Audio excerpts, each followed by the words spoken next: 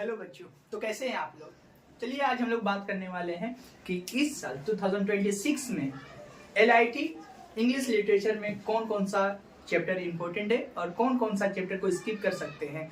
और मेरा वादा है कि आप इतना स्किप करके जाते हैं तो आप 80 में से 80 लेकर आते हैं, ये मेरा वादा है। तो आइए देखते हैं कि पोएम में से कौन कौन सा चैप्टर पढ़ना है। तो पोएम में से हॉन्टेड हाउस पढ़ना है। सबसे पहले इसको छोड़ना नहीं है, उसका जितना भी मीनिंग होगा उस पे खास करके वर्कबुक पे ध्यान देना है। टेक्स्ट बुक को रीड करो और वर्कबुक पे ज्यादा जितना हो सके वर्कबुक में जितना मीनिंग दिया होगा, समरी दिया होगा, कैरेक्टर दिया होगा, एक्सप्लेनेशन दिया होगा, उस पर फोकस करना है बच्चों। उसके बाद आते हैं when the great tree fall, ये भी बहुत अच्छे से करना है, ये भी इस साल के लिए बहुत ज्यादा इंपॉर्टेंट है। और थर्ड है पावर ऑफ म्यूजिक। तो ये तीन जो चैप्टर है 5 में से बस 3, और इन्हीं तीनों में से कोई 2 आएगा। ये 100% श्योर है कि इस 3 में से haunted house, when the great tree fall and last one is the power of music, 3 poem में से 2 तो 100% आने ही आने वाले हैं। अब आते हैं बात करते हैं स्टोरी पे कि इस साल 2026 में कौन सा चैप्टर स्टोरी में इंपॉर्टेंट है। तो पहला बहुत ज्यादा इंपॉर्टेंट है, ये 110% इंपॉर्टेंट है। सबसे पहले इसको करो विद द फोटोग्राफर, बहुत ज्यादा इंपॉर्टेंट है बच्चों। तो विद द फोटोग्राफर सबसे पहले स्टोरी में कवर करना है। दूसरा स्टोरी कौन सा कवर करना है, द गर्ल हु कैन, ये दूसरा स्टोरी पे फोकस करना है। और थर्ड वन इज अ पेडिस्टेरियन। तो ये 3 स्टोरी पे बच्चों फोकस करना है। इसका समरी, इसका वर्कबुक, खास करके टेक्स्ट बुक, जो बुक ने जो स्कूल रेफर किया है टेक्स्ट बुक को, उसको बार बार रीड करना। पैराग्राफ और वर्कबुक को इग्नोर मत करना। खास करके अगर ओसवाल का बुक है आपके पास तो ओसवाल को ज्यादा फॉलो करो, उसका मीनिंग, उसका सब कुछ। और इसमें 2-3 एक ऐसा मीनिंग है जिसका MCQ में 110% हिस्सा लाने का चांसेस है, और ये 100% आ ही रहा है। अब बात कर लेते हैं कि जूलियट सीजर, जो कि बच्चे ड्रामा को लेके बहुत ज्यादा ही कंफ्यूज रहते हैं कि इतना ज्यादा एक्ट है। 3 एक्ट दिया हुआ है जो सिलेबस में, एक्ट 3, एक्ट 4 और एक्ट 5, मगर सीन बहुत ज्यादा है और बच्चे उसको लेके कुछ ज्यादा ही कंफ्यूज रहते कि कौन सा हम पढ़े, कौन सा सीन में से हिस्सा लाएगा। तो बच्चों आ गया है, घबराने की बात नहीं है।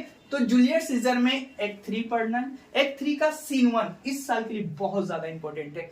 2026 का बारे में बात कर रहे हैं कि 2026 में बोर्ड के एग्जाम का पेपर में कौन कौन सा आने वाला है। तो एक्ट 3 सीन 1 बहुत ही ज्यादा इंपॉर्टेंट है। और एक्ट 4 जो कि लास्ट ईयर एक भी सीन नहीं दिया गया है, एक भी इसमें से आया नहीं है लास्ट ईयर, तो इस साल कोई एक तो उठा के देगा ही देगा।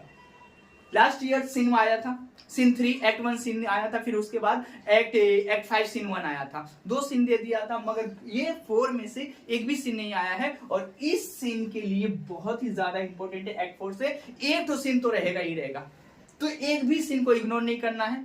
एक्ट 4 पूरा ही पढ़ के जाओ। और यहाँ पे जो है एक्ट 3 सीन 1 को देख के जाना, क्योंकि ये भी आने का चांसेस है।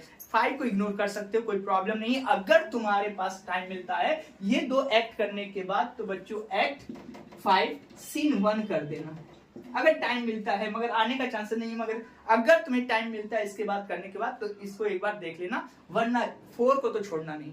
एज मेरा रेफरेंस है कि कौन कौन सा करे सर, तो मेरा पॉइंट ऑफ व्यू करना है कि टच कितने को करना है। तो ड्रामा हमेशा एक टच करना, भले तुम्हें 2 आता हो, मगर बोर्ड के पेपर में ड्रामा सिर्फ एक टच करोगे, पोयम एक टच करोगे। ध्यान देना स्टोरी को दोनों टच करना, क्योंकि ये स्कोरिंग है। स्टोरी हमेशा 4 एक्सट्रैक्ट टच करना रहता है, तीनों में से एक एक को टच करना है। तो एक ड्रामा टच करो, एक पोएम टच करो, और खास करके 2 हमेशा स्टोरी टच करो। इन्हीं 3 ही में से कोई आएगा 2, तो बढ़िया से ये तीनों करके जाओ। और जो छोड़े बच्चे उस पर ध्यान भी नहीं देना, उससे आने वाला भी नहीं है। और ज्यादा से ज्यादा तुम्हारा कितना मार्क्स छूट रहा है, हम बता रहे सिर्फ 3 से 4 मार्क्स आपको छोड़ के आएगा। और 80 में से बच्चों 80 में से 75 या 76 आप मार्क्स स्कोर कर रहे हैं। ऐसे वीडियो के साथ हमारे